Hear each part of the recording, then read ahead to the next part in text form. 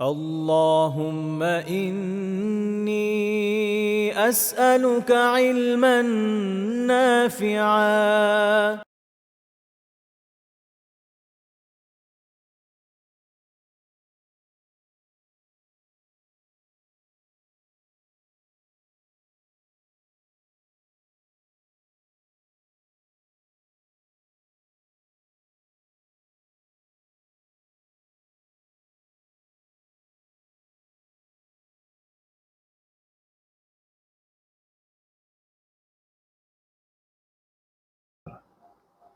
إن الحمد لله نحمده ونستعينه ونصلي على رسوله الكريم وعلى آله وصحبه أجمعين أما بعد আল্লাহ তাআলার অশেষ মেহেরবানিতে আমরা জীবনাচরণে নববী আদর্শের আরেকটি দর্শ করতে যাচ্ছি। আজকে আমরা আলোচনা করছিলাম যে প্রশ্ন উত্তরের ক্ষেত্রে রাসূলুল্লাহ সাল্লাল্লাহু আলাইহি ওয়াসাল্লামের অনুসৃত আদর্শ কী ছিল, তিনি আমাদের জন্য এই বিষয়ে কী আদর্শ রেখে গিয়েছেন। ইতোমধ্যে এ বিষয়ে ৩২টা পয়েন্ট আলহামদুলিল্লাহ আমরা আলোচনা করে ফেলেছি। আজকে ৩৩তম পয়েন্ট, সেটা হচ্ছে যে ৩৩ থেকে আমরা শুরু করতে যাচ্ছি। তিনি ফতোয়া প্রার্থীর অবস্থার দিকে খেয়াল রেখে ফতোয়া দিতেন। এটা একটা খুব গুরুত্বপূর্ণ বিষয়। অর্থাৎ অনেক সময় যেটা হয় যে একটা বিষয়ে এমনিতে এটার মূল যে বিধান হয়, এটা ব্যক্তি বিশেষে পার্থক্য আসতে পারে। এটা অনেক ক্ষেত্রে ব্যক্তি বিশেষে পার্থক্য আসে। দেখা যায় যে কোনো একটা বিষয় হয়তো এই ধরনের মানুষের জন্য ব্যাপারটা এরকম, আরেক ধরনের মানুষের জন্য হয়তো ব্যাপারটা এরকম না। এরকম অনেকগুলো মাসালার ক্ষেত্রেই হয়। তো এই বিষয়টা খেয়াল রাখা লাগে অনেক ক্ষেত্রে। অনেক সময় যেটা হয় যে কেউ হয়তো একই কথা ঢালাওভাবে সবাইকে বলে দিচ্ছে, যেটা সঠিক না। কারণ এটা হয়তো আরেকজনের জন্য প্রযোজ্যই না। এখন তার জন্য এটা বলার তো কোনো মানে হয় না। অনেক ক্ষেত্রে এরকম সমস্যাগুলো আমরা দেখি। তো আমরা একটা উদাহরণ যদি দেখি, সুনান আবি দাউদের ২৩৮৭ নম্বর হাদিস, আবু হুরায়রা রাদিয়াল্লাহু তাআলা আনহু বর্ণনা করেন যে একজন ব্যক্তি রাসূলুল্লাহ সাল্লাল্লাহু আলাইহি ওয়াসাল্লামকে জিজ্ঞেস করলেন, সেটা হচ্ছে রোজাদারের বিষয়ে, যে সে যদি স্ত্রীর সাথে কি বলবো এটাকে, ভালো বাংলায় কি বলা যায় মাথায় আসছে না, একটু দাঁড়ান। অনেক সময় বাংলা একটু হাতটানো লাগে, কনফিউশন লাগে যাচ্ছে কি বলা যায় এটাকে। আমি তারপর একটু কনফিউজ থাকলাম। আচ্ছা, বলা যায় যে স্ত্রীর সংস্পর্শে থাকা, মুবাশারা, মানে এটা হচ্ছে স্ত্রীর সংস্পর্শে থাকার ক্ষেত্রে এটার মধ্যে স্ত্রীকে আম এটাকে আমরা কি বলবো, আচ্ছা আমি একটু আবিধানিক অনুবাদ বাদ দিই, একটু কাছাকাছি ভাবানুবাদে যাই। প্রশ্ন হচ্ছে আনিল মুবাশারাতি লিসাওয়াইব, যে রোজাদারের যে রোজাদার তার স্ত্রীর সাথে একটু কাছাকাছি থাকতে পারবে কিনা, সহবাস না, জাস্ট কাছাকাছি থাকা। তো আবু হুরায়রা রাদিয়াল্লাহু তাআলা বলছেন ফারাক হাসানাহু, রাসূলুল্লাহ সাল্লাল্লাহু আলাইহি ওয়াসাল্লাম তাকে এই বিষয়ে ছাড় দিলেন। তারপর আরেকজন আসলেন, ফানাহাহু, তাকে না করে দিলেন। ফাইযাল্লাযী রাখাসা লাহু শাইখুন ওয়াল্লাযী নাহাহু শাব। আবু হুরায়রা রাদিয়াল্লাহু তাআলা আনহু বলছেন যে রাসূলুল্লাহ সাল্লাল্লাহু আলাইহি ওয়াসাল্লাম যাকে ছাড় দিয়েছেন তিনি ছিলেন বয়স্ক। শায়খ বলতে অনেক বয়স্ক ব্যক্তি বোঝায়, প্রবীণ ব্যক্তি বোঝায় বা বৃদ্ধ বোঝায়। তো তাকে ছাড় দিয়েছেন। অন্যদিকে যাকে ছাড় দেন নাই, যাকে না করেছেন, সে হচ্ছে যুবক। সে হচ্ছে যুবক। তো এটা একটা ইন্টারেস্টিং বিষয়। এই হাদিস শেখ আলবানী রাহিমাহুল্লাহ হাসান সহিহ বলেছেন। এখন এই যে তিনি আ না করলেন, আপনাদের খেয়াল আছে এটা আমি অনেক আগে কোনো এক দর্সে আলোচনা করেছিলাম যে আসলে আ সহিম অবস্থায় স্ত্রীকে একটা মাসালা আছে, চুমু দেওয়া যায় কি যায় না। তো ওখানে যারা আ অনেক বয়স্ক, যাদের ফিতনার কোনো আশঙ্কা নেই, তাদের ক্ষেত্রে সমস্যা না। কিন্তু যারা যুবক, যাদের ফিতনার আশঙ্কা আছে, এই হাদিস অনুযায়ী তাদের জন্য এটা মাকরুহ। যে সম্ভাবনা আছে যে সে কি করবে, এরপরে গিয়ে এমন এক গুনার মধ্যে লিপ্ত হয়ে যাবে। এরপরে তো সে ওইটার ক্ষতিপূরণও করতে পারবে না। আরেকটা মুশকিল বিষয় যেটা হয় যে সিয়াম এরকম ইচ্ছা করে এভাবে এর মাধ্যমে এই প্রসেসে কোনো অজুহাত ছাড়া ভেঙে ফেলার ক্ষেত্রে কাজা এবং কাফারা ২ টা ওয়াজিব হয়ে যায়। তো সেক্ষেত্রে এটা অনেক কঠিন একটা মাসালা। এখন আমার পরিচিত যতগুলো কেস আমি বলতে পারবো, যেগুলো আমি দেখেছি জীবনে, এরা আসলে কাজা কাফারা পরে আর দিতে চায় না। অথচ আগে এমন একটা পদক্ষেপ নিয়ে বসে যেটার ফলে এ ধরনের পাপের মধ্যে তাকে লিপ্ত হতে হয়। এজন্য এটা ভালো, যুবকদের উচিত যে এই অবস্থায় রমাদানে দিনের বেলা স্ত্রী থেকে একটু দূরে থাকা ভালো। পরে রাত তো আছেই। আরেকটা বিষয় হচ্ছে যে আল্লাহ জানে কেন বাংলাদেশে অনেক রমাদানে বিয়ে করেন। এই জিনিসটা আমার কাছে সবসময় খুব কনফিউজিং লাগে। রমাদানে আসলে বিয়ে করাটা আমি খুব বেশি সুবিধাজনক মনে করি না। এটা মাসালাগতভাবে তাকে অনেক বিপদের মধ্যে ফেলে, কি দরকার এই ঝামেলার মধ্যে যাওয়া। তো এই হাদিসে কিন্তু এটাও বোঝা যায়, যেটা বলে যে সাদ্দুল বাব, শরিয়তে একটা উসুল আছে যে বা সাদ্দু যারায়, যে কাজ মানে যে উপায় যে অবলম্বন আপনাকে একসময় একটা পাপের দিকে ধাবিত করবে সেটা বন্ধ করে দেয়। তো শরিয়া অনেক বিষয়টাকে এদিকে খেয়াল রাখে, বন্ধ করে দেয়। তো এই জন্য ফতোয়া প্রার্থীর অবস্থার দিকে খেয়াল রেখে মাসালাতে কিছু সময় পার্থক্য আসে। যেমন ধরেন সত্তাগতভাবে কেউ তার বৈধ স্ত্রীকে চুমু দিবে, স্ত্রী তো বৈধই, তো যে তাকে চুমু দিবে, তো এখন এটা তো সঠিকভাবে বৈধ, এটা তো সমস্যা কিছু নাই। এখন যে বয়স্ক তার তো এমনিও কোনো সমস্যা নেই, তার যেহেতু এদিকে কোনো বসবাসের ব্যাপার না। কিন্তু যে যুবক তার ক্ষেত্রে কি হবে, বোঝা যাচ্ছে যে সে একটা পাপের দিকে চলে যাবে। তো এখান থেকে এই উসুলের অনেক দলিল আছে, এটা এই হাদিস একটা দলিল যে যখন কোনো আলিম দেখবেন যে এই অমুককে যদি এই বিষয়ে ছাড় দেওয়া হয় সে আরো বড় পাপের মধ্যে চলে যাবে, তখন তাকে না করবে যে তুমি এটা করবে না। তো এটাই এই হাদিস থেকে আমরা শিখলাম। তাহলে ফতোয়া প্রার্থীর অবস্থা দেখে অনেক কিছু বলতে হয়। ইবনে আব্বাসের তো একটা ইন্টারেস্টিং ঘটনা আছে। ইমাম ইবনে আবি শাইবা রাহিমাহুল্লাহ তাআলা মুসান্নাফে উল্লেখ করেছেন ২৭,৭৫ নম্বর বর্ণনা। সেটা হচ্ছে সাদ বিন উবাইদা রাহিমাহুল্লাহ তাআলা বর্ণনা করেছেন যে জা রাজুলুন ইলা ইবনে আব্বাস, একজন ব্যক্তি রাসূলুল্লাহ সাল্লাল্লাহু ইবনে আব্বাস রাদিয়াল্লাহু তাআলার কাছে আসলেন। জিজ্ঞেস করলেন যে লিমান কাতালা মুমিনান তাওবা, যে কোনো মুমিনকে হত্যা করেছে তার কি কোনো তওবা আছে? তো ইবনে আব্বাস রাদিয়াল্লাহু তাআলা বললেন যে লা ইল্লান নার, না কোনো তওবা নেই, জাহান্নামী হবে। ফালাম্মা যাহাবা, তো যখন সে লোক চলে গেল, তো আশেপাশে যারা বসা ছিল তারা বলল যে মা হাকাযা কুনতা তুফতিনা, আপনি তো আমাদেরকে এইভাবে ফতোয়া দিতেন না, এইভাবে তো আপনি বলতেন না। কুনতা তুফতিনা আন্না লিমান কাতালা মুমিনান তাওবাতুম মাকবুলা, আপনি আমাদের এই ফতোয়া দিতেন, এই কথা বলতেন যে কেউ যদি কোনো মুমিনকে হত্যা করে তার জন্য এটা তওবা কবুল হয়। কারণ এটা অন্য হাদিস থেকে আমরা জানি যে একটা হাদিস আপনারা জানেন, এক লোক বনী ইসরাইলের ৯৯৯ জনকে হত্যা করেছিল, পরে গিয়ে সে ওটাকে ১০০ পূর্ণ করেছিল। ওই হাদিস অনুযায়ী বোঝা যায় যে না, কেউ যদি খুন করে ফেলে তারপরও সেও যদি অনুতপ্ত হয়ে তওবা করে, তো তার এক ধরনের তওবা আছে। তো এটা যখন আশেপাশে যারা তারা অবাক হয়ে জিজ্ঞেস করলো যে আপনি তো আমাদেরকে এটা বলতেন না, এখন এটা কেন বলেন? ফামা বালুল ইয়াওম, আজকে কি হলো? তো তখন ইবনে আব্বাস রাদিয়াল্লাহু আনহু তার ফেরাসা বা তার দূরদৃষ্টি দেখালেন। তিনি বলেন, ইন্নী আহাসিবুহু রাজুলুন মুগদাবুন ইউরিদু আইয়াকতুলা মুমিনা, আমি এরকম মনে করছি যে সে হচ্ছে একজন রাগান্বিত লোক এই মুহূর্তে, এবং সে কোনো মুমিনকে হত্যা করতে চায়। যেহেতু চায় সেজন্য হয়তো আমার কাছে ফতোয়া জিজ্ঞেস করতে আসছে, দেখে তার কাছে এটা মনে হয়েছে। তো সাদ রাহিমাহুল্লাহ তাআলা তিনি বলছেন যে ফাবাসু ফি আসারিহি ফাওয়াজাদুহু কাযালিক, তখন লোকেরা কি করলো, তার পিছু নিল দেখার জন্য যে আসলে বিষয়টা এরকম করে দেখলো যে হ্যাঁ সে আসলেই অবস্থায় আছে, অনেক রাগান্বিত আছে, সুযোগ পেলে মানে যার উপর সে ক্রধান্বিত তাকে হত্যা করতে চায়। এই বর্ণনাটার ব্যাপারে শেখ মোহাম্মদ বিন মোবারক হাকিমি তার কিতাব ছিল আতিক মুসান্নাফ জামিলি ফতোয়া আসহাবিন নবী সাল্লাল্লাহু আলাইহি ওয়াসাল্লাম, এই কিতাবে উনি সনদকে বলছেন এটা সনদ সহিহ, তবে ৩০ সাল আছে, যাই হোক। তো এই রেওয়ায়াত থেকে আমরা দেখলাম যে ইবনে আব্বাস রাদিয়াল্লাহু তাআলা আনহু অনুরূপ একটি ফতোয়া দিয়েছেন। তো এটা একটা গুরুত্বপূর্ণ বিষয় একজন আলিমের জন্য। তো অনেক সময় মানুষ একটু কনফিউশনে থাকে যে আচ্ছা এই একই বিষয়ে অমুককে এটা বলল, অমুক এটা বলল, এটা আমরা খুব কমনলি শুনি। অনেক সময় এসে জিজ্ঞেস করে যে এই একই বিষয়ে আপনি তমুককে এটা বললেন, তমুককে এটা বললেন, বা কোনো হুজুরের কাছে গেছে অমুক একই কথা বলেছে, তমুকের ব্যাপারে ভিন্ন বলেছে। কখনো অজ্ঞতাবশত হয় ওটারও কথা, বাট এখানে অনেক উসুল বা অনেক মূলনীতি কাজ করে। তার মধ্যে এটা একটা বিষয় যে ব্যক্তিভেদে কোনো ক্ষেত্রে আ বিধানের কিছু ভিন্নতা তো আসে। যেটা আমরা এখানে দেখলাম। এবং এটা একজন ভালো মুফতির খেয়াল রাখা উচিত। যে সবাইকে সে একই রকম সব বিষয়ে, অনেক বিষয়ে তো একই মাসালা আসবে, কিন্তু অনেক বিষয় আছে যে একই হবে না। সিচুয়েশন বেসড একটু চেঞ্জ আসবে। যেমন একটা মজার ঘটনা বলতে পারি যে মানে ধরেন আমি চিনি এরকম একজন।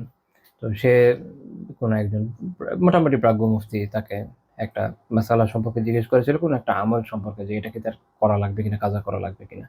এখন তার যেই ফিকহ সে অনুসরণ করে সে অনুযায়ী এই আমল তার জন্য কিনা ওয়াজিব না, মানে তার ফিকহি অবস্থানই হচ্ছে একটা সুন্নাহ, কাজেই এটা তার কাজা করার কথা না। তো ওই মুফতি সাহেব বলছেন, "এটা আপনার উপর কাজা নেই, এমন একটা কাজা করার দরকার নেই।"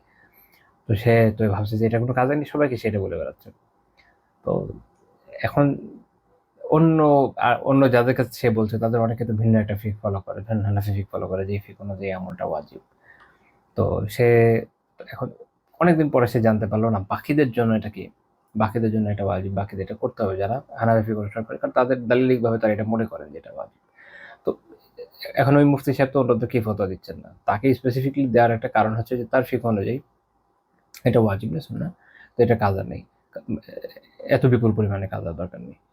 তো যেহেতু অনেক অনেক দিনের আমল আটকে আছে, তো এখন দেখেন সে ধরে নিয়েছে কি যে এটা যেহেতু আমারই ফতোয়া সবাইকে বলে বেড়াই। বিষয়টা এরকম না, অনেক সময় ভ্যারি করে।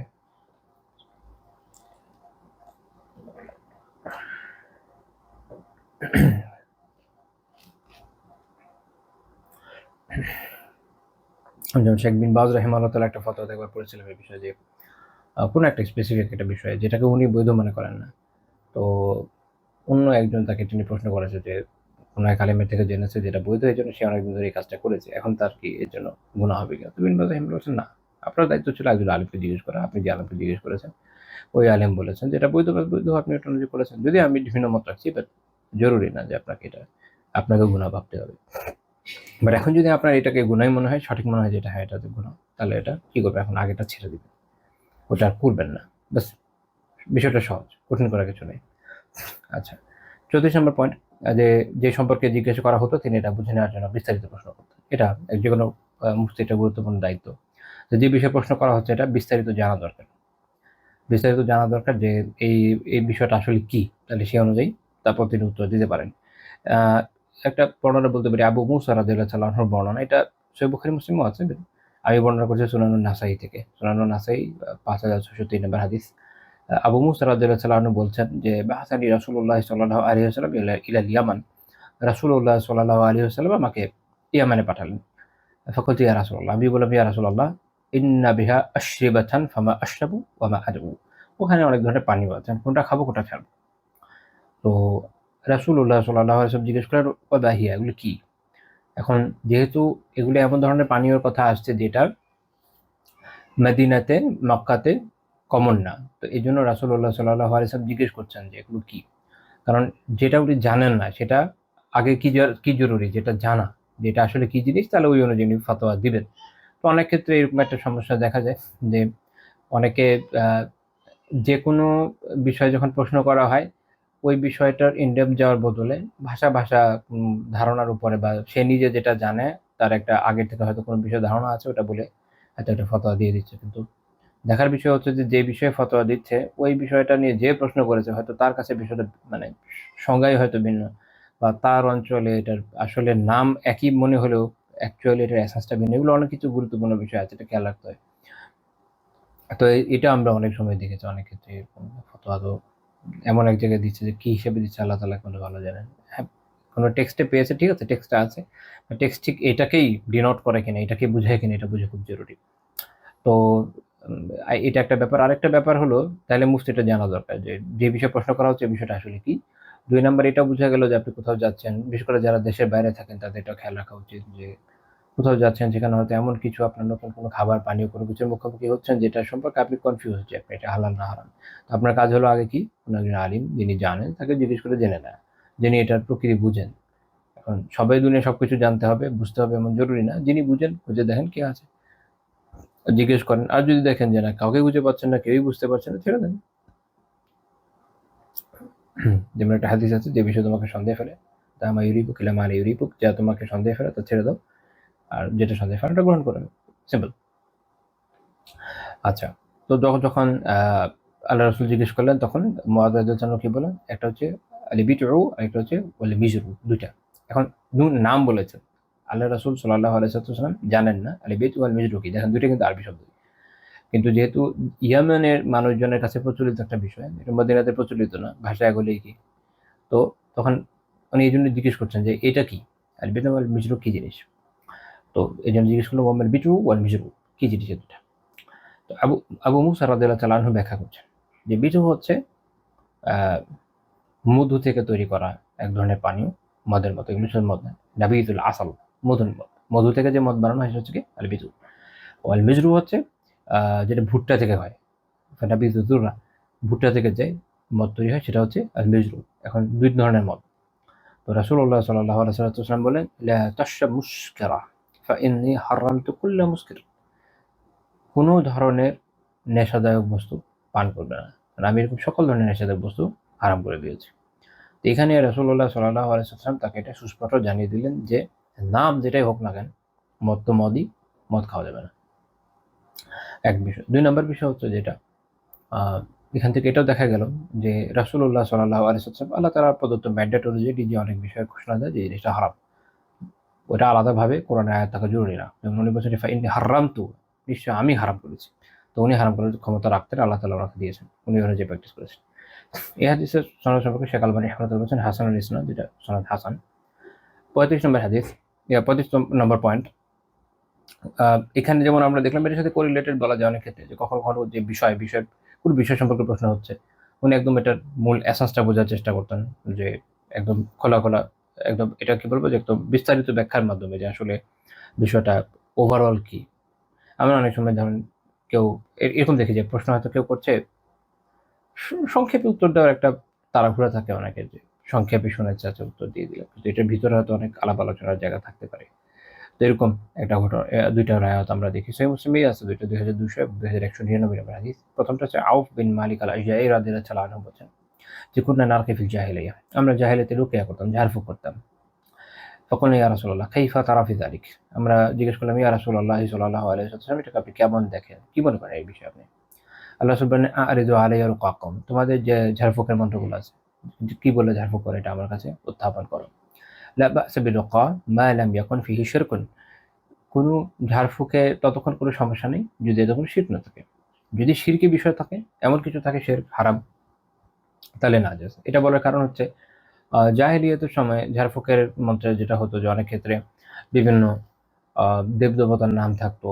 তারপর ধরেন যারা খ্রিস্টান, ওদের ওদের যে ঝাড়ফুঁকের মন্ত্র, এখানে হয়তো বিভিন্ন শিরকি কথা থাকতো। তারপর আবার অনেক সময় জিনদের কাছে দোয়া ছিল। এরকম বিভিন্ন ধরনের শিরকের বিষয় ছিল। তো এইজন্য উনি বলছেন যে এটা আমার কাছে আগে উত্থাপন করো। আমি এটা দেখি বিষয়টা কিরকম। আর মূলনীতি বলে দিচ্ছেন যে কোনো ঝাড়ফুঁকের দোয়ার মধ্যে বা যেটা পড়া হচ্ছে মন্ত্র, ঝাড়ফুঁকের মন্ত্র, এর মধ্যে যদি শিরক না থাকে, বৈধ হয়, তাহলে কোনো সমস্যা নেই, করো। এটা মূলনীতি বলে দিচ্ছেন। আরেকটা বর্ণনা যেটা জাবের রাদিয়াল্লাহু তাআলা আনহু থেকে, তিনি বলছেন যে কানা আলী খালুন ইয়ারকি মিনাল আকরা, আমার একজন মামা ছিল যিনি হচ্ছেন বিচ্ছু থেকে রুকিয়া করতেন। অর্থাৎ আগেকার সময় তো আসলে এত ওষুধ-টষুধ ছিল না। আপনারা প্রাচীন বাংলা সাহিত্যে পড়লেও দেখবেন যে মানুষ এরকম বিভিন্ন মন্ত্র-তন্ত্র পড়তো বেদেরা। তো এটা প্রচলিত সারা দুনিয়াতেই ছিল। যে বিচ্ছু হচ্ছে আমাদের এখান থেকে বিচ্ছু পাওয়া যায়, এটা মরুভূমির বিষয়। তো এরা কামড় দিলে প্রচন্ড ব্যথা করে বিষাক্ত হয়ে যায়। তো এইটা কামড় দিলে তারা মন্ত্র করতো, ঝাড়ফুঁক করতো। উনি বলছেন আমার এক মাহমুদ ছিল এরকম, তিনি এটা করতেন। ফানাহা রাসূলুল্লাহ সাল্লাল্লাহু আলাইহি ওয়াসাল্লাম আনি রুকা, রাসূলুল্লাহ সাল্লাল্লাহু আলাইহি ওয়াসাল্লাম রুকিয়া করা থেকে নিষেধ করলেন। এটা রাসূল প্রথম সময় আমভাবে নিষেধ করেছিলেন। প্রথম সময় কবরস্থানে যাওয়াকে আমভাবে নিষেধ করেছেন। এরকম বেশ কিছু বিষয়কে শুরুর সময় আমভাবে নিষেধ করেছিলেন। কারণ ওই সময় মানুষ হালাল আর হারামের মধ্যে পার্থক্য করতে পারতো না হয়তোবা। এখন প্রাথমিক সময়ে তখনও দিনের অনেক বিষয় জানা বোঝা বাকি আছে। একটা বোঝাপড়ার ব্যাপার আছে গ্র্যাজুয়ালি। তো এখানে একটা গুরুত্বপূর্ণ মূলনীতি বোঝা যায় যে মানুষ যখন শুরুতে দিন খুব সিরিয়াসলি প্র্যাকটিস করে, অনেক ক্ষেত্রে তার জন্য এটা ভালো। যে যদি সেটা খুব স্ট্রিক্টলি সবকিছু থেকে দূরে থাকে। কারণ সে আসলে কি করতে পারবে না। যে আপনি বলতে পারেন এটাকে যে লাইনটা মেইনটেইন করতে পারবে না, একটা বাউন্ডারি মেইনটেইন করতে পারবে না। সে দেখা যাবে যে হারামের মধ্যে গিয়ে পড়বে। একটা সময় জ্ঞান, এক্সপেরিয়েন্স তাকে এই অভিজ্ঞতা দিবে, এই সুযোগ সুবিধা তাকে দিবে, বা এই পর্যায়ে তাকে নিবে যে সে বুঝতে পারবে যে ঠিক কোন জায়গায় আমার থামা দরকার, কোন জায়গায় আমি থামতে পারবো না। ওভারঅল সে তার নিজের স্টেপসগুলোকে মাপতে পারবে। কিন্তু আ শুরুতেই আপনি যদি ছাড় দেওয়া শুরু করেন, তাহলে ছাড়টা জীবনের একটা অঙ্গ হয়ে যাবে। আপনি কিন্তু আপনার বাউন্ডারিকে মেইনটেইন করতে পারবেন না। আপনি হারামের মধ্যে গিয়ে পড়বেন। তো অনেকে এই জিনিসটাকে নেগেটিভলি দেখে যে প্রাথমিকভাবে দিন বানানো শুরু করতে যে কড়াকড়ির দরকার আছে কিনা। ক্ষেত্র বিশেষে ছাড়ও দরকার। ক্ষেত্র বিশেষে ছাড়ও দরকার, সেটা আলাদা কথা। বাট কড়াকড়ি থাকা ভালো। আমি যেটা মনেও করি এবং এইসব জায়গা থেকে বোঝাও যায়, কড়াকড়ি থাকা ভালো। এটা আপনাকে দিনের উপর প্রাথমিক সময়ে অটুট রাখবে। তবে অতিমাত্রায় বাড়াবাড়ি না, এটা একটু পরে আলোচনায় যাবো ইনশাআল্লাহ। অর্থাৎ ব্যালেন্স হওয়া সবচেয়ে ভালো, এবং এটা করতে পারবেন কিভাবে, যেহেতু আপনার নলেজ নেই।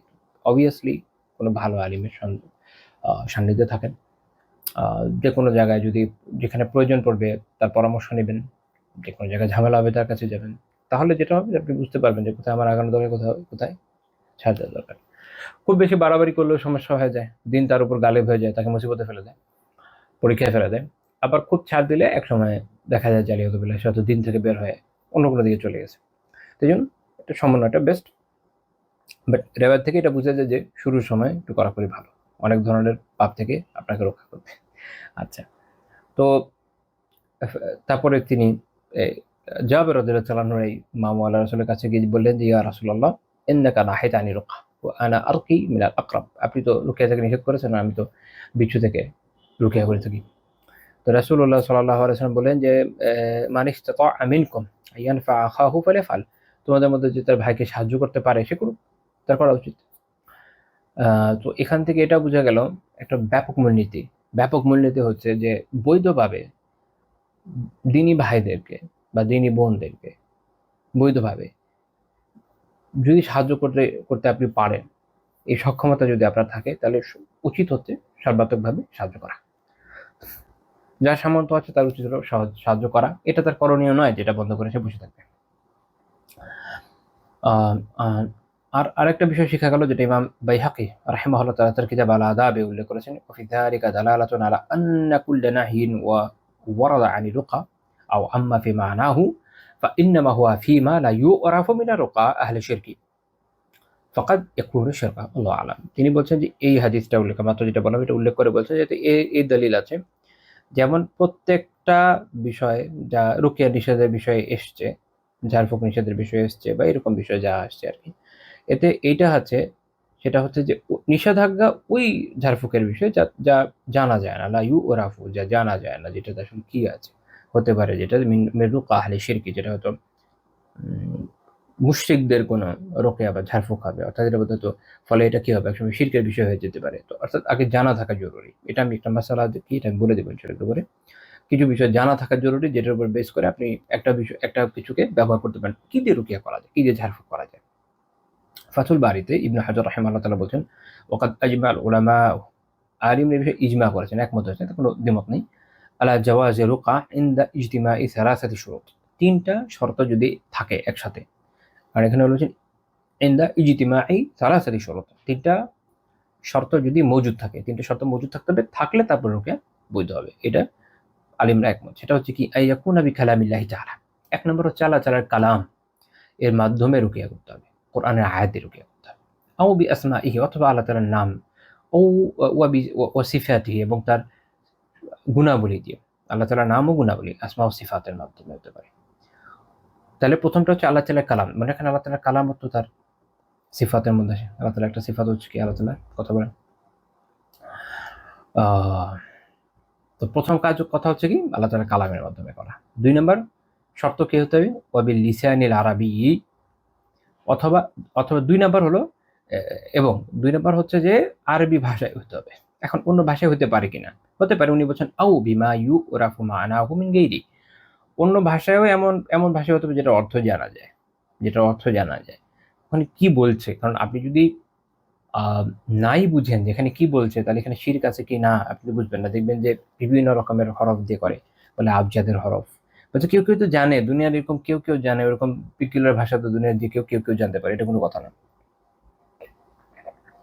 এখানে যেটা বলা হচ্ছে সেটা হচ্ছে কমনলি জানা, মানে বাংলা থেকে দোয়া করছে আল্লাহ তাআলার কাছে, আল্লাহ ঠিক করে দেন, তার এই সমস্যা ঠিক করেন, এই বাংলায় বলছে, আপনি বুঝতে পারছেন সে বৈধ কথাই বলছে, কোনো শিরক ঠিক নেই, আলহামদুলিল্লাহ, কোনো সমস্যা নেই কোনো। কিন্তু এখন দেখা গেল যে এরকম বিভিন্ন আবজাদের হরফ দিয়ে করছে, বিভিন্ন সিম্বলিজম এর চর্চা আপনারা দেখবেন, পেন্টাকলাকে আলিয়াদুবিল্লাহ ওর মধ্যে দিয়ে এই করে, এই দিশায় আরো বিভিন্ন ধরনের বিষয় আছে। হ্যাঁ, তখন এটা কি হচ্ছে না, জায়েজ হচ্ছে না। আর 3 নাম্বার শর্ত হচ্ছে ইউ ও তাকাদা, যাতে এই আকীদা রাখতে হবে, আন্না রুকিয়াতা লা তুআসসিরু বিযাতিহা, রুকিয়া নিজে থেকে কোনো আসার করতে পারে না, বাল বিজাতিল্লাহি তাআলা, এবং আল্লাহ তাআলার সত্তার মাধ্যমে কাজ হয়। অর্থাৎ আল্লাহ তাআলাই একমাত্র শিফাদাতা, তিনি আর শাফে। রুকিয়া করলে ঝাড়ফুঁক করলে ঠিক হয়ে যাবে, সেটা এরকম না। এটা সব ওষুধ সবকিছুর ক্ষেত্রে মানে ঠিক। তো এক্ষেত্রে আমরা রুকিয়া নিয়ে আলোচনা করে ফেলাম আলহামদুলিল্লাহ। বাট মূল পয়েন্ট আমাদের কি ছিল, যে তিনি প্রয়োজনীয় বস্তুর প্রকৃতি সম্পর্কে জানতে চেয়েছেন, যে আসলে কি। যেমন তিনি জানতে চেয়েছেন যে রুকিয়াতে কি, অন্য একটা রেওয়ায়েত আছে যে একদম পুরো শুনেছেন যে আসলে ঘটনাটা মানে কি পড়ছে তারা, এটা শুনতেন, শুনে তারপর বলেছেন যে হ্যাঁ ঠিক আছে, এটাতে সমস্যা নেই। তো তাহলে যে প্রশ্ন উত্তর দিতে চাচ্ছে তার উচিত হচ্ছে কি, সময় নিয়ে এটা জানা বোঝা। কোনো একটা ডিলিংস নিয়ে আসছে আপনার কাছে, কোনো একটা বিজনেস ডিল নিয়ে আসছে আপনার, এখন আপনি যদি উত্তর দিতে চান, তাহলে আপনার করণীয় তাহলে কি, ওই বিষয়টা খুব ভালো মতো বোঝা। অনেক সময় আমরা দেখি যে অনেকেই খুব তড়া প্রবণতা দেখান, কেউ হয়তো কোনো একটা প্রশ্ন নিয়ে আসছে, যেটার মূল এসেন্সটা কি, বা সে যে ব্যাকগ্রাউন্ড থেকে এসছে, সে ব্যাকগ্রাউন্ড এটাকে কিভাবে দেখে, বা যদি কোনো বিজনেস ডিলিংস হয় ওটা অ্যাকচুয়ালি কীরকম, এগুলো অনেক ক্ষেত্রে তারা অনেকে যারা প্রশ্ন উত্তর দেন, অনেকে, সবাই না, অনেকে এই সমস্যাটার মধ্যে পড়ে যে তারা ইনডেপথ বিষয়টা বোঝার চেষ্টা করে না। ওনারা দেখা যায় যে হয়তো বাইরে বাইরে যেটা দেখছেন, আচ্ছা ঠিক আছে, কিন্তু হয়তো আপনি যখন একটু গভীরভাবে গিয়ে বিষয়টা বিশ্লেষণ করবেন হয়তো ভিন্ন উত্তর আসবে। তো এটা একটা আদব, এটা জানা থাকা উচিত। এবং এটা আমাদের ব্যক্তি জীবনেও, এটা শুধুমাত্র দিনই প্রশ্নটা আপনি আপনার ব্যক্তি জীবনে দেখেন না। তার মানে আপনি যখন একটা বিষয়ে উত্তর দিতে চাচ্ছেন, আপনার ওই বিষয়টা ভালো নলেজ থাকা দরকার, রাইট? এটা তো এখানে বোঝা যায় যে আমি যদি বিস্তারিত জেনে বুঝে উত্তর দিতে চাই, দুইটা বিষয় দরকার এখানে। এক, আমার নিজের যে সাবজেক্ট এটার সাথে রিলেশনটা বোঝার দরকার, না আমি উত্তর দিব কিভাবে। দুই, যেইটা আমার সামনে উপস্থাপন করা আছে ওটা আমার বোঝা দরকার। আমি যদি ওইটাই না বুঝি তাহলে উত্তর দিব কিভাবে? তাহলে দুইটা বিষয় বোঝা দরকার না? খালি আমারটা বুঝলে তো হচ্ছে না, ওইটা বোঝা দরকার কিনা। আচ্ছা, তাহলে ওই বিষয়ে কিছু এক্সপার্ট তৈরি হওয়া দরকার, যারা দিনী বিষয়েও ভালো বুঝেন। হয়তো একটা কি বলবেন এটাকে, গ্যাপটা মাঝখানে কেউ ফিল করতে পারলো, অথবা যিনি প্রশ্ন উত্তর দিচ্ছেন তার জানা থাকা দরকার, তার নিজে একটু পড়াশোনা বাড়ানো দরকার এটা বোঝার জন্য যে ওই বিষয়টা যে স্পেসিফিক প্রশ্ন আসছে ওটা নিয়ে যেন আপনি বুঝতে পারেন, উত্তর দিতে পারেন। অনেক সময় হয়তো প্রশ্ন আসছে আপনার এখনই উত্তর দেওয়া জরুরি না, সময় নেন, যারা এক্সপার্ট তাকে জিজ্ঞেস করেন, বুঝেন, সময় নিয়ে পুরো বিষয়টা আত্মস্থ করেন, তারপরে উত্তর দেন। এটা হচ্ছে বেস্ট ওয়ে। জাস্ট মনে হলো একটা লিখে দিলাম এরকম করলে হবে না।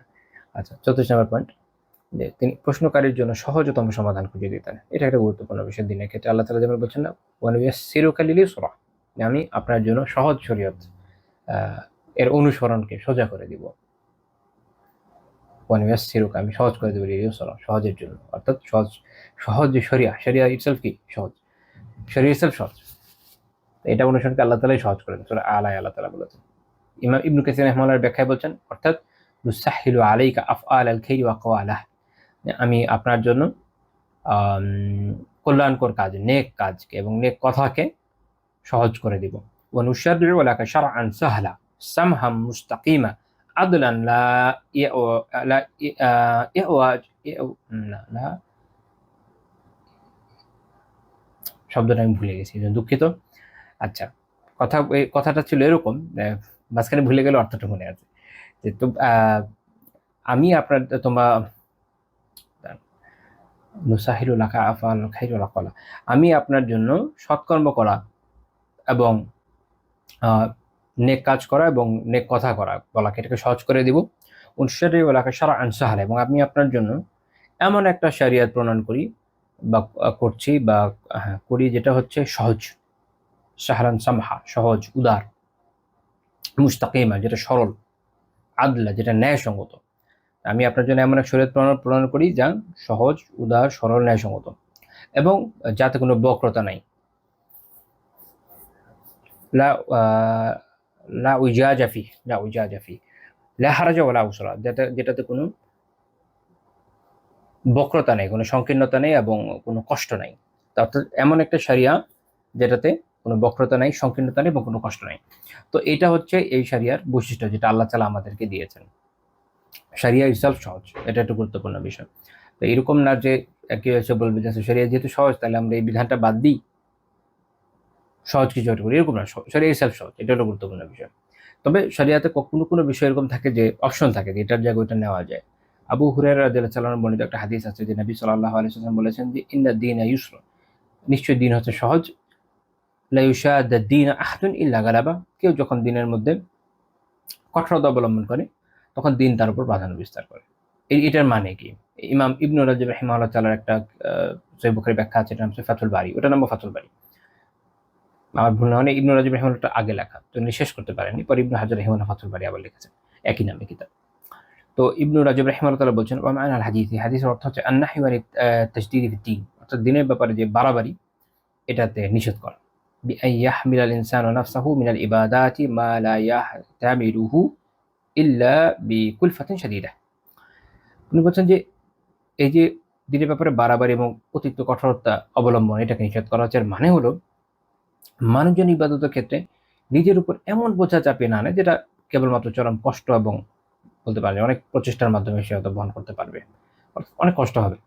অনেক সময় বিশেষ করে একটা সময় এরকম গিয়েছে যে যারা তাসাউফের চর্চা করেছেন, ওরা নিজেদের উপর এত ক্রিটিক্যাল ইবাদত চাপিয়ে দিয়েছেন যে এই করবেন না, ওই করবেন না, এত রাকাত এভাবে সালাত আদায় করুন। যদি আপনার পক্ষে সম্ভব হয় এটা আলাদা কথা, যে আপনি নিজের জন্য একটা অংশ নির্ধারণ করুন যে আজকে আমি এতটুকু তিলাওয়াত করবো, এটা আমার সমস্যা নেই করেন।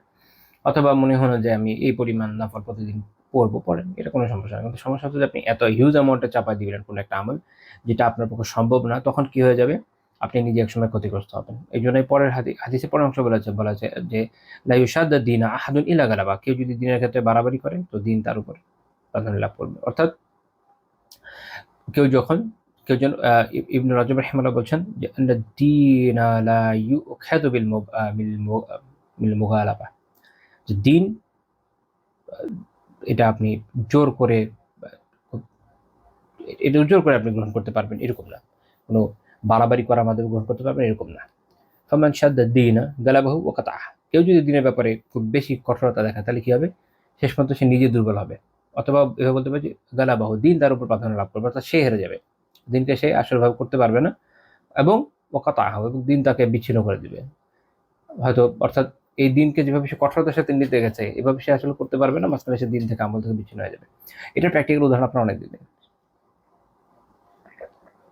এরকম অনেক মানুষ দেখা যায়। আই হোপ যে অনেকেই দেখেছেন এরকম, যে এত বেশি বিভিন্ন বিষয়ে কঠোরতা অবলম্বন করে, এবং কোনো জায়গায় হয়তো ছাড়ের সুযোগ আছে। শরিয়াতে দুইটা বিষয় আছে, একটা হচ্ছে কি কোনো জায়গায় আজমতের বিষয় আছে, যে খুব আপনি খুব জোরের সাথে বিষয়টাকে নেবেন, খুব দৃঢ়তার সাথে নেবেন। আবার কোনো জায়গায় রুখসাতের বিষয় আছে, ছাড়ের বিষয় আছে, দুইটাই আলাদা আলাদা তরফ থেকে। তো শরিয়াতে রুখসাত যেসব জায়গায় আছে প্রয়োজন হলে নেবে। এখন অনেকে হচ্ছে এত বেশি কঠোরতা দেখা যায় না, সে কোনোভাবেই নিবে না। এখন এটা করতে গিয়ে সে যেটা করে যে গ্র্যাজুয়ালি সে একটা পর্যায়ে হয়তো দিন থেকে সরে যায়, এবং শুরুতে তারা তো সবাইকে খারাপ মনে হয় যে সবাই কেন রুখসাত নিচ্ছে, সে শুধু আজমতের উপর চলবে, এবং এর ফলে সে অহমিকা, অহংকার, নিজেকে বড় ভাবার যে মানসিকতা, আরো অনেক কিছু সমস্যার মধ্যে পড়ে, এবং গ্র্যাজুয়ালি সে দেখবেন যে বিভিন্নভাবে গ্র্যাজুয়ালি একসময় দিন থেকে কথা চলে যায়, অথবা সে এমন কোনো বড় পরীক্ষার উপর পড়ে যেটা সে কোনোভাবে এনডিওর করতে পারে না। একসময় তার মনে হয় যে না, সমস্যা আলিয়াতুবিল্লাহ হয়তো দিনে, অথবা সে যেভাবে দিনকে বুঝছিল সেটার মধ্যে সমস্যা, সে তখন উল্টা দিকে চলে যায়। একবার এই এক্সট্রিমে ছিল, এখন কি করে আরেকটা এক্সট্রিমে চলে যায়। এটা আপনারা দেখবেন যে এরকম অনেক অনেক পাওয়া যায়, আমরা তো অনেক দেখেছি জীবনে। তো এইটা হলো সমস্যা, এই জন্য এটা করা যাবে না। বরং দিন যেমন আছে সেভাবে গ্রহণ করতে হবে, যেখানে ছাড় আছে ছাড় নেন, যেখানে আজমতের দরকার আজমত নেন। কিন্তু এই যে বাড়াবাড়ি করাটা, এটা অনেক ক্ষেত্রে ক্ষতিকর, অনেক বেশি ক্ষতিকর, এবং এটা পরে এক সময় মানুষ তো বুঝে যে তার অনেক ক্ষতি হয়ে গেছে, কিন্তু তখন তো আসলে কিছু করার থাকে না। আবার অনেকে বুঝেও না। হ্যাঁ, আচ্ছা, তো আয়েশা রাদিয়াল্লাহু তাআলা আনহার একটা বর্ণনা আছে সহিহ বুখারীতে। তিনি বলছেন যে মা খুইরা রাসূলুল্লাহ সাল্লাল্লাহু আলাইহি ওয়াসাল্লাম বাইনা আমরাইনি ইল আখাযা আইসারাহুমা মা লাম ইয়াকুন ইসমা। যদি দুইটা বিষয়ের মধ্যে কোনো একটাকে রাসূলুল্লাহ সাল্লাল্লাহু আলাইহি ওয়াসাল্লামের ইখতিয়ার করতে হতো, যে দুইটা থেকে একটা বেছে নেব, তাহলে এই দুইটার মধ্যে সবচেয়ে সহজটাকে তিনি নিতেন। মা লাম ইয়াকুন ইসমা, যদি এটার মধ্যে গুনাহ না হতো, অর্থাৎ গুনাহ হলে নিতেন না। এটা একটা গুরুত্বপূর্ণ বিষয়, যে গুনাহ হলে কিন্তু নেওয়া যাবে না। সহজ করতে গিয়ে গুনাহতে যাওয়া যাবে না। অনেকে মনে করেন না ৩টি সোজা, তো এটা বলতে গিয়ে গুনার মধ্যে চলে যায়। গুনাহতে যাওয়া যাবে না। ফাইন কানা ইসমা, যদি এটা গুনাহ হতো, কানা আবআদা নাসি মিনহু, তাহলে রাসূলুল্লাহ সাল্লাল্লাহু আলাইহি ওয়াসাল্লাম মানুষের মধ্যে এটা থেকে সবচেয়ে দূরবর্তী ব্যক্তি হতেন। সবচেয়ে দূরে থাকতেন। ওটার মধ্যে অনেক ভুল হয়ে যেতেন না। মানে এটা আমাদের একটা শিক্ষার বিষয়, যে আমরা যদি প্রয়োজন পড়ে সহজটা নেব। দিন আমাদের সহজতায় শিখেছে। এক হচ্ছে দিন সার্বিকভাবে সোজা। সেটা সলাৎ বলেন, সিয়াম বলেন, ইবাদত যা আছে আলহামদুলিল্লাহ সার্বিকভাবে সহজ। আল্লাহ তাআলা ধরেন সিয়ামের ক্ষেত্রে মনে হতে পারে কঠিন, হ্যাঁ কঠিন কোথায়? আলহামদুলিল্লাহ সকালে খাবারের সুযোগ আছে না? সাহারিতে খেতে পারি আমরা, ইফতারে খেতে পারি। যদি এরকম বিধান আসতো যে না আপনার খেতে হবে শুধুমাত্র একবার, আর খাওয়া যাবে না, তো চিন্তা করেন কি একটা অবস্থা হতো। অথবা এরকম বিধান থাকতো যে ভারী খাবার খাওয়া যাবে না, খালি ফলের রস খাওয়া যাবে, কত ক্রিটিক্যাল হয়ে যেত না? তারপর দিন আলহামদুলিল্লাহ বিয়ের ব্যবস্থা করেছে। আপনার ক্যাথলিকদের মধ্যে ওদের তো কেউ যদি চার্চ ফাদার হতে চায়, ওদের বিয়ের স্কোপও থাকে না। এরকম বিভিন্ন ধরনের সমস্যা আপনারা দেখবেন বিভিন্ন রিলিজনের মধ্যে। তো বাড়াবাড়ি এবং ছাড়াছাড়ির মধ্যে হচ্ছে ইসলাম আলহামদুলিল্লাহ, এখানে একদম পারিবারিক জীবন থেকে নিয়ে ইবাদত সবকিছুর মধ্যে ব্যালেন্স অ্যাপ্রোচ আছে। আল্লাহু আকবার। তো দিন সোজা। আর এরপরে যখন কখনো এমন কোনো বিষয় আসে, দিনই একটা মাসআলা আপনি এটাও নিতে পারেন, এটাও নিতে পারেন। এখন আপনি দেখেন যে যদি আপনার পক্ষে সম্ভব হয় যে আপনি দৃঢ়তার সাথে নেবেন, এটা আপনার আপ টু ইউ। বাট যদি ছাড় থাকে, ছাড় নেওয়াটা ভালো। এটা আপনার উপর আল্লাহ তাআলার মেহেরবানি, আল্লাহ তাআলার ইহসান। চাইলে গ্রহণ করতে পারেন, এতে খায়রই হয়। আমরা একটা উদাহরণ দেখি, থিওরি বললাম, একটা উদাহরণ দেখি। সুনান আবু দাউদের 3305 নম্বর হাদিস।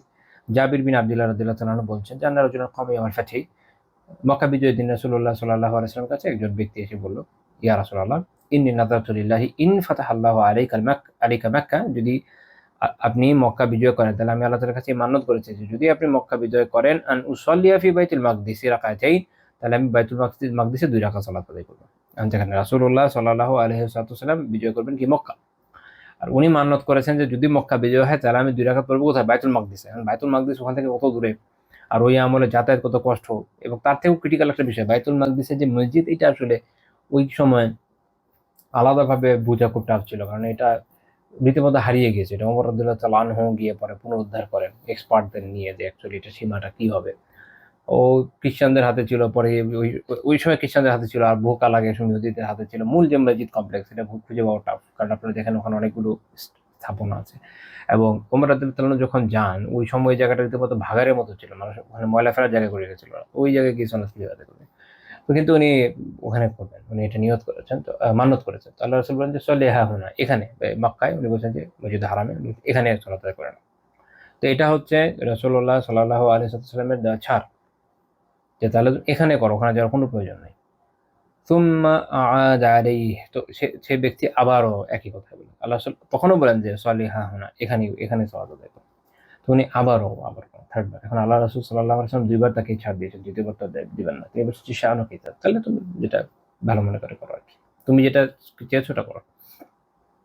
মুল্লা আলী রাহিমাহুল্লাহ ব্যাখ্যা করছেন, এর মানে হচ্ছে যে যেহেতু তুমি এখানে সালাত আদায় করতে চাও না, এটা ইদা আবাইতা, যখন যেহেতু তুমি এটা অস্বীকার করেছো, অস্বীকৃতি জানিয়েছো যেখানে করবা না, তো ঠিক আছে, তাহলে যেভাবে মান্যত করেছো ওইভাবে বাইতুল মাকদিসে গিয়ে করো।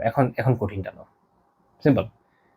আল্লাহ তাআলা সহজতার ব্যবস্থা করেছেন। রাসূলুল্লাহ সাল্লাল্লাহু আলাইহি ওয়াসাল্লাম মাসালা বলে দিয়েছেন যে এটা এখানে করো না, উনি ওখানে যাবেন। তো আল্লাহ রাসূল বলছেন যে ঠিক আছে, তাহলে আপনি ওখানেই যাও, কোনো সমস্যা না, যেহেতু ওখানে করতে চাচ্ছি। তো এখান থেকে এটা বোঝা যাচ্ছে যে দেখেন দিন কিন্তু সোজা, আল্লাহ তাআলা সহজ করে দিয়েছে। তো উনি যদি এটার উপর অ্যাপ্লাই করতেন, তাহলে এই কাঠিন্যটা ওনার উপর কি হতো না, আরোপিত হতো না। এই হাদিস যেটা বললাম, শেখ আলবনী রাহিমাহুল্লাহ সহিহ করেছেন। এখান থেকে কিছু মাসালাও আসে, যেমন ইমাম ইবনে কুদামা রাহিমাহুল্লাহ মুগনিতে বলছেন যে ইযা নাযারা সালাত ফিল মসজিদিল হারাম লাম তুজজি লাম তুজজিহু সালাতু ফি গায়রিহি লিআন্নাহু আফদালুল মাসাজিদি ওয়া খায়রুহা।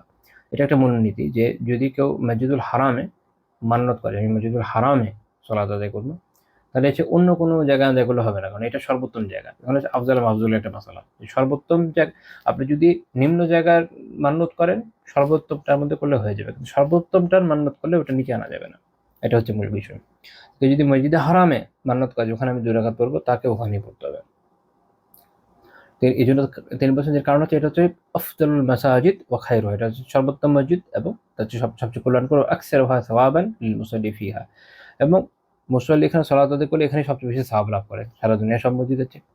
বা ইন্নাদার সালাতা ফিল মসজিদিল আকসা, কিন্তু কেউ যদি এই মান্যত করে যে মসজিদে আকসায় গিয়ে সালাত আদায় করবো, আজযাআতহু সালাতু ফিল মসজিদিল হারামে, সেক্ষেত্রে সে যদি মসজিদে হারামে 2 রাকাত পড়ে, এটা তার জন্য যথেষ্ট হবে। কেন? কারণ হচ্ছে এটা হচ্ছে মসজিদে হারাম যেহেতু সর্বোত্তম, এই জন্য ওটা আদায় করলে তার তুলনামূলক নিম্ন যেটা, সেটা আদায় হয়ে যাচ্ছে, যেটাই ঘটনাতে আমরা দেখলাম মসজিদে হারামে করতে বলা হয়েছে। তাহলে একই রকম ভাবে কেউ যদি মসজিদুল নববীতে পড়ে, ইবনে কুদামা রাহিমাহুল্লাহ বলছেন যে তারও হয়ে যাবে। কেউ যদি কেউ এই নিয়ত করলো যে আমি মসজিদে আকসায় মানত করলো যে আমি মসজিদে আকসায় 2 রাকাত সালাত আদায় করবো, এটা হলে, তো যদি সে মসজিদুল নববীতে পড়ে তাহলে হয়ে যাবে, কারণ মসজিদুল নববী এর থেকে উত্তম। অর্থাৎ উত্তমটাতে পড়লে হয়ে যাচ্ছে, কিন্তু যদি দ্বিতীয়টায় যেতে চায় তাহলে হবে না। এটা হচ্ছে একটা ইস্যু।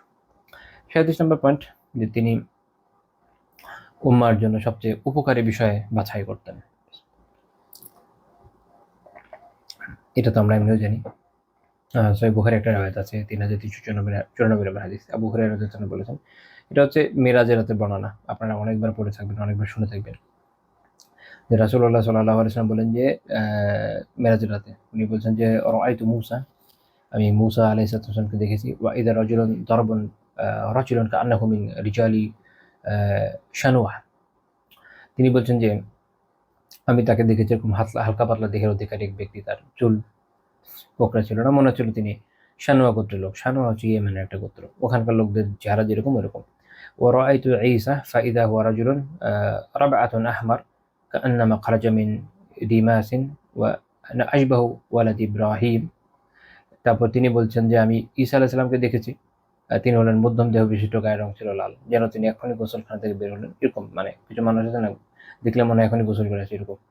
তো তিনি বলছেন যে ইব্রাহিম আলাইহিস সালামের বংশধরদের মধ্যে তার সাথে আমার চেহারা মিল সবচেয়ে বেশি, অর্থাৎ আল্লাহ রাসূল সাল্লাল্লাহু আলাইহি ওয়াসাল্লামের সাথে তার মিল বেশি।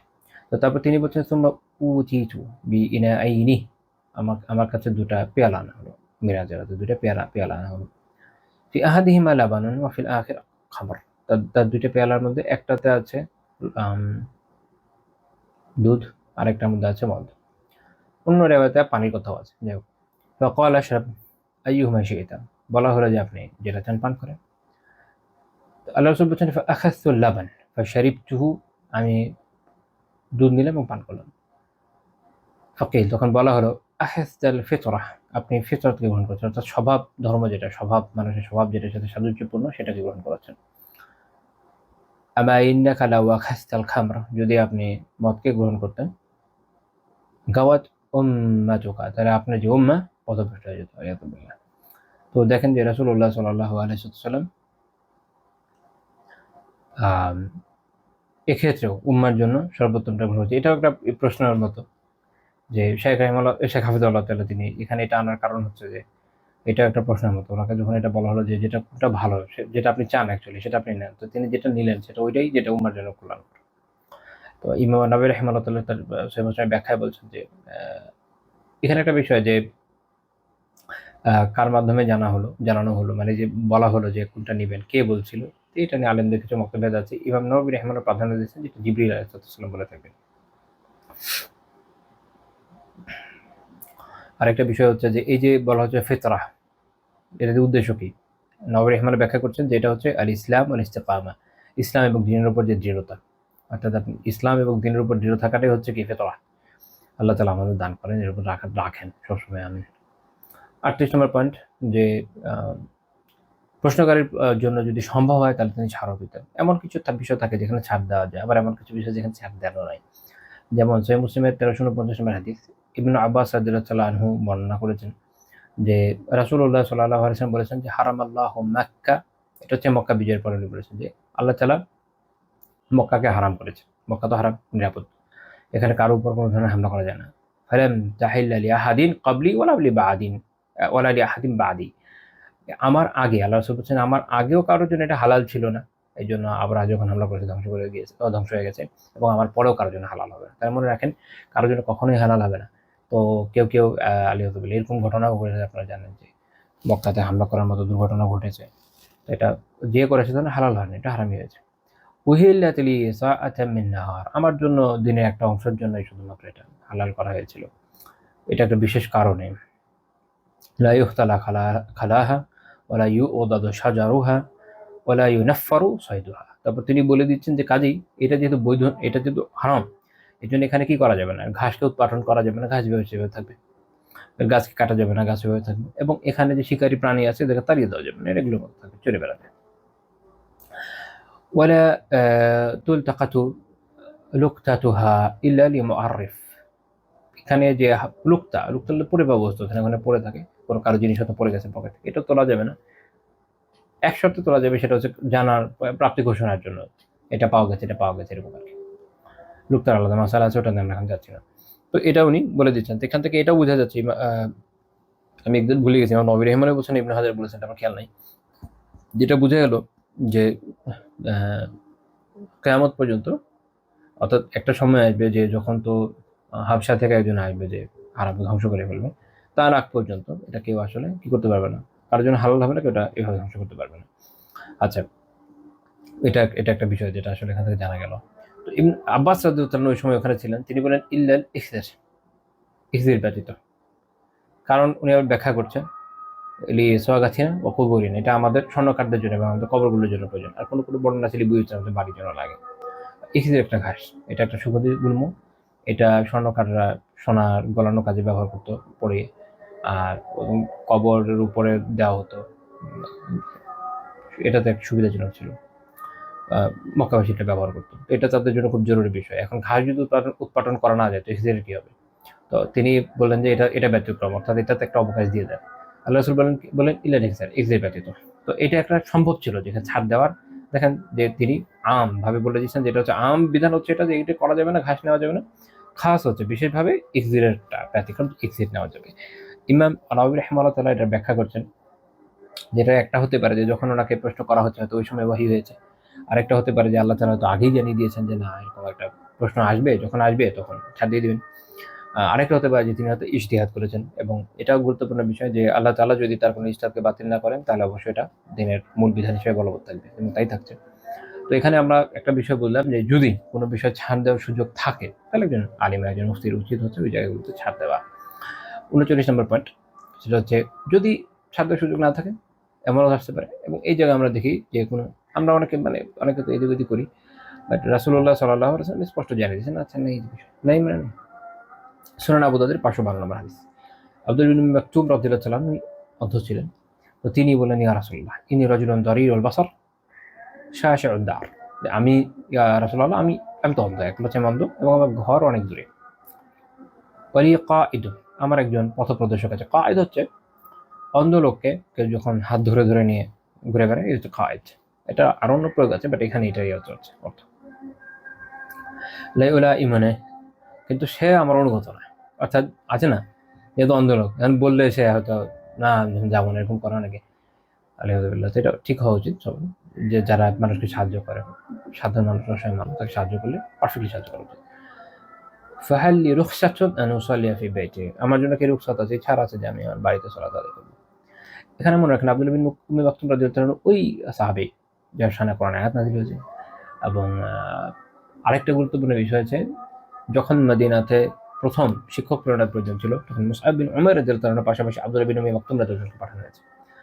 আব্দুল্লাহ বিন উম্মি মাকতুম রাদিয়াল্লাহু তাআলার বিশেষত্ব হচ্ছে যে উনি অন্ধ হলেও উনি চলতে পারতেন। কিছু ব্যক্তি আছে অন্ধ হলেও নিজের মতো চলতে পারে, এমন না যে চলতে পারবে না। আমি অনেকজন সাহাবীর ক্ষেত্রে দেখেছিলাম, এটাকে আপনাদের হয়তো খেয়াল আছে, প্রতিবন্ধীদের সাথে আলোচনার সময় আলোচনা করেছি, যার বাসা এবং মসজিদ নববীর মধ্যে এমন উপত্যকা আছে, আরবে যখন ঢল নামে বৃষ্টি, এত পানি যায় যে একদম পুরো পুরা মনে করেন যে একটা ছোটখাটো নদীর মতো বয়ে যায়, তো এটা তার জন্য পার করা সম্ভব না। তো তার জন্য আল্লাহ রাসূল ছাড় দিয়েছিলেন। কিন্তু আব্দুল বিন উম্মি মাকতুম রাদিয়াল্লাহু বাসা এত দূরে ছিল না, ফার্স্টলি। সেকেন্ডলি হচ্ছে যে উনি আসলভাবে চলাচল করতে পারতেন, যদি ওনার পথপ্রদর্শক লাগে ঠিক আছে, বাট উনি অ্যাকচুয়ালি চলাচলের সক্ষমতা রাখেন, উনি এরকম মানুষই ছিলেন, এমন না যে একদম অক্ষম লোক, এরকম না। আহ, যেমন শেখ বিন বাজ রাহিমাহুল্লাহর ব্যাপারে অনেকে বলেছেন যে উনি এমন ভাবে চলেন যে এটা মানে চলতেন না যখন বেঁচে ছিলেন, যে মনে হতো না যে উনি অন্ধ। এরকম অনেকে ছিলেন, আল্লাহ তাআলা অনেকে এই সুযোগ দিয়েছেন। যাই হোক, বাট উনি অন্ধ ছিলেন, এটা একটা গুরুত্বপূর্ণ ব্যাপার যে উনি অন্ধ ছিলেন। তো তিনি রুখসাত চাচ্ছে যে আমি কি আমার বাড়িতে সালাত আদায় করতে পারি কিনা। তো আল্লাহ রাসূল বলেন যে হাত্তা তাসমা'u নিদা, তুমি কি আযানের আওয়াজ শোনো? তিনি বললেন নাম, হ্যাঁ শুনি। এখানে মনে রাখতে হবে যে মসজিদুন নববীর কম্পাউন্ড থেকে সাবেক যে মদিনা শহর, এটা এখনকার সময়ে খুবই মানে খুব সামান্যই বাইরে, খুব বেশি বাইরে না। মসজিদুন নববীর এখনকার যে ওভারঅল যে স্ট্রাকচার, এর একটু দূরে আপনারা একটা জায়গা পাবেন যেখানে আগে ইস্তিসকার জন্য যাওয়া হতো, যেটা মদিনার বাইরে হিসেবে চিন্তা করবেন, খুব সামনে। মানে এটা শহর এতই ছোট শহর ছিল, তো আর খালি গলায় আজান অনেক বেশি দূরে যায় না। তো যখন বলছেন যে শুনছেন, তার মানে অনেক দূরে উনি থাকেন না। তো এটা থেকে উনি আল্লাহ রাসূল ক্লিয়ার করে দিলেন যে হ্যাঁ তুমি তো এত দূরেও থাকো না যে তুমি আজানই শোনো না। তো তারপর তিনি বলেন লা আজিদু লাকা রুখসা, আমি তোমার জন্য কোনো রুখসাত পাচ্ছি না, মানে আপনার জন্য এই বিষয়ে কোনো ছাড় নাই, এটুকু। এবং এই যে নাই এটা উনি ক্লিয়ারলি বলে দিচ্ছে। তাহলে যে জায়গায় ছাড় নাই এটা বলে দেওয়া দরকার যে না এখানে আসলে ভাই ছাড় নাই, আর যে জায়গায় ছাড় আছে বলা যায় যে হ্যাঁ এখানে ছাড় আছে। এই হাদিস হাসান সহিহ বলেছেন শেখ আলবানী রাহিমাহুল্লাহ। আল্লামা আজিম আবাদি রাহিমাহুল্লাহ আউনুল মাবুদে উনি বলছেন দালিলুন আলা আন্না হুদুর আল জামাআত ওয়াজিব। এই হাদিসে এটার দলিল রয়েছে কি যে সালাতের জামাতে উপস্থিত হওয়া কি পুরুষের জন্য ওয়াজিব। ولو كان ذلك ندبا, যদি এটা মুস্তাহাব আমল হতো ওয়াজিব না হয়, لكان أولى ما يسعه التخلف عنها أهل الضرر والضعف, তাহলে যদি এটা মুস্তাহাব হতো শুধু, তাহলে এটা থেকে বিরত থাকার ক্ষেত্রে সবচেয়ে গ্রহণযোগ্য হতো কারা? যারা অসুস্থ, যারা দুর্বল। ওমান কানা ফি মিসলি হাল ইবনে উম্মি মাকতুম, যারা ইবনে উম্মি মাকতুম রাদিয়াল্লাহু তাআলার যে অবস্থান, এই অবস্থায় যারা ছিল তারা। তো তাই এই হাদিস আমাদের জন্য একটা ওয়েক আপ কল সেসব ভাইদের জন্য, অবভিয়াসলি যারা সালাত আদায় করে মসজিদে যান না। সলাৎ জামাতে মসজিদে গিয়ে আদায় করা আমাদের জন্য একটা আবশ্যক আমল। সলাতের জামাতে উপস্থিত থাকাটা ওয়াজিব।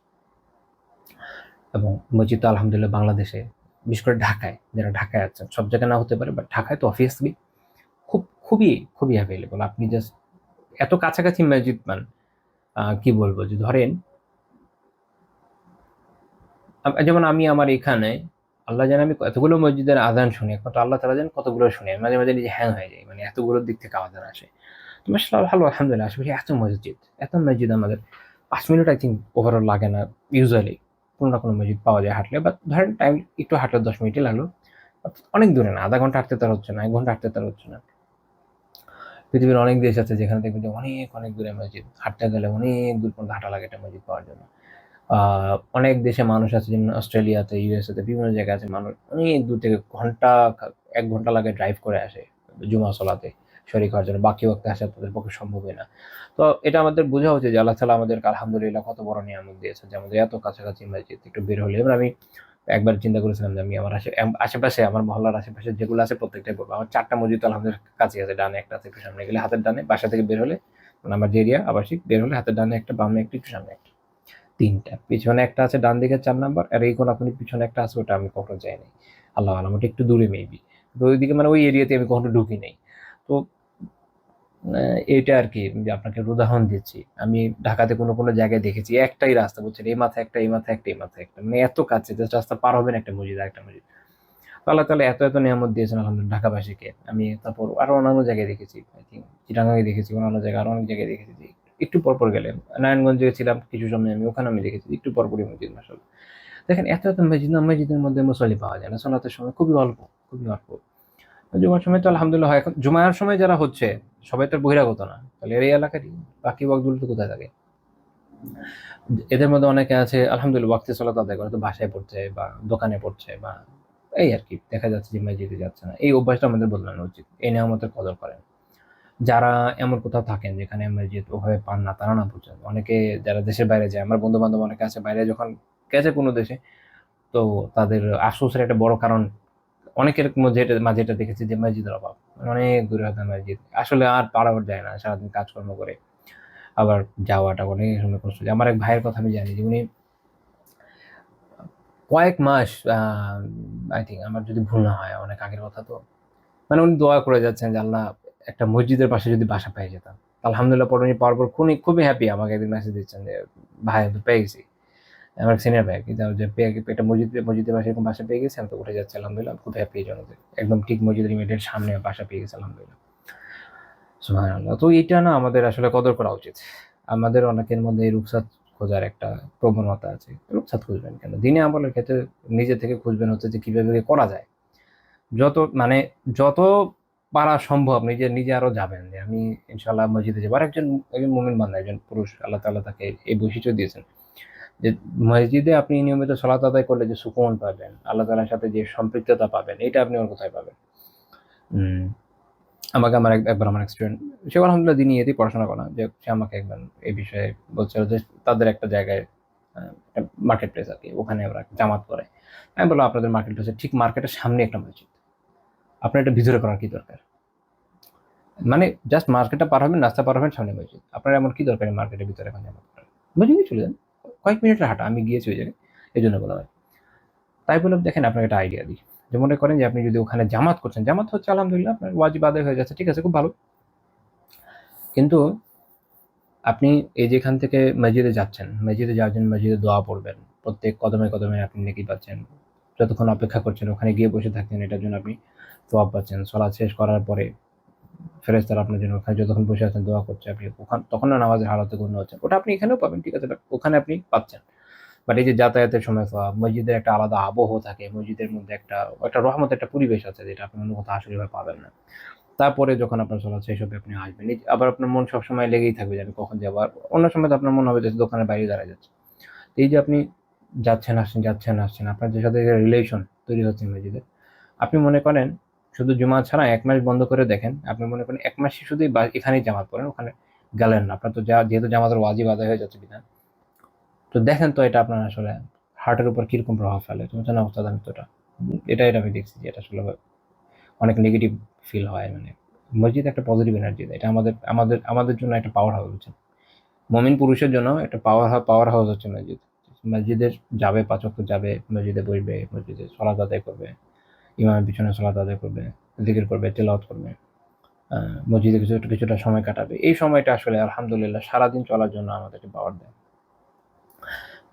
যেদিন কোনো ব্যস্ততা বা অন্য কোনো কারণে বা সফরের কারণে আপনি পড়তে পারছেন না, দেখেন না, যার নিয়মিত অভ্যাস আছে তার অস্বস্তি ফিল হবে, তার মনে হবে যে আজকে আমি কিছু পাই নাই, আজকে আমি অনেক ক্লান্ত হয়ে গেছি, আর মনে হচ্ছে খুব কিছু কনজাস্টেড ফিল হচ্ছে, বরকত পাচ্ছি না, এরকম ফিল হবে, আপনি খেয়াল করে দেখেন। তো এই জন্য আমি অবভিয়াসলি সবাই যারা ভাইরা আছেন তাদেরকে বলবো যথাসম্ভব চেষ্টা করেন যেন জামাতের সাথে, তো অবভিয়াসলি এটা ওয়াজিব করতেই হবে এবং সেটা মসজিদে গিয়ে আদায় করার চেষ্টা করেন। তো আজকে আমাদের আলোচনা এই পর্যন্ত থাকছে। সুবহানাকাল্লাহুম্মা বিহামদিকা লা ইলাহা ইল্লা আনতা আস্তাগফিরুকা ওয়া আতুবু ইলাইক। আজকে আমি কোনো প্রশ্ন নিচ্ছি না, এটা একটু আগে বলে দিই। আমার বেবিটা একটু অসুস্থ, বেশ ক্রিটিক্যাল অবস্থা গিয়েছে তার, এর মধ্যে হসপিটালাইজ করার জন্য রেফার করা হয়েছিল, বাট আলহামদুলিল্লাহ সুম্মা আলহামদুলিল্লাহ যে শেষ পর্যন্ত লাগে নাই, মানে রেফার করে দিয়েছে, লিখে দিয়েছে হসপিটালাইজ করতেই হবে। এবং যে ওনার ডক্টরের সিট, ওনার হসপিটালে সিট খালি ছিল না, তো উনি পরে রেফার করে দিয়েছেন যে অন্যান্য কোন জায়গায় যাওয়া যায় পরে। বাট আমি আমি খুব কনফিউজ ছিলাম এই বিষয়ে, হসপিটাল যাওয়া নিয়ে আমার একটা ইয়ে আছে। তো আমি পরে বাসায় সারা রাত যথাসম্ভব আমি আমার ওয়াইফ দুজন মিলে যতটুকু সম্ভব আলহামদুলিল্লাহ তার সেবা যত্ন করার চেষ্টা করেছি। আলহামদুলিল্লাহ তার শুক্রিয়া। পরে আলহামদুলিল্লাহ গতকাল থেকে তার অবস্থা অনেকটা ভালো, এখন আলহামদুলিল্লাহ অনেকটা ভালো, অনেক ভালো, অনেক ভালো আলহামদুলিল্লাহ। মানে 2 দিন আগে এত খারাপ অবস্থা ছিল বলে বোঝানোর মতো না। মানে আমরা তো ভাবছি, আল্লাহ একমাত্র জানে যে আমরা তাকে ফেরত পাবো কিনা, এরকম ক্রিটিক্যাল অবস্থা হয়ে গেছিলাম এটা। আলহামদুলিল্লাহ অনেক শুক্রিয়া, আলহামদুলিল্লাহ যে এখন অনেক ভালো। বাট স্টিল এখনো অসুস্থ আছে, পরে একটু সময় দিব, এই জন্য আমি দুঃখিত, আজকে প্রশ্ন দিচ্ছি না। আল্লাহ তাআলা তৌফিক দিলে আগামীকাল ইনশাআল্লাহ আপনাদের প্রশ্ন উত্তর দেওয়ার চেষ্টা করবো। আসসালামু আলাইকুম।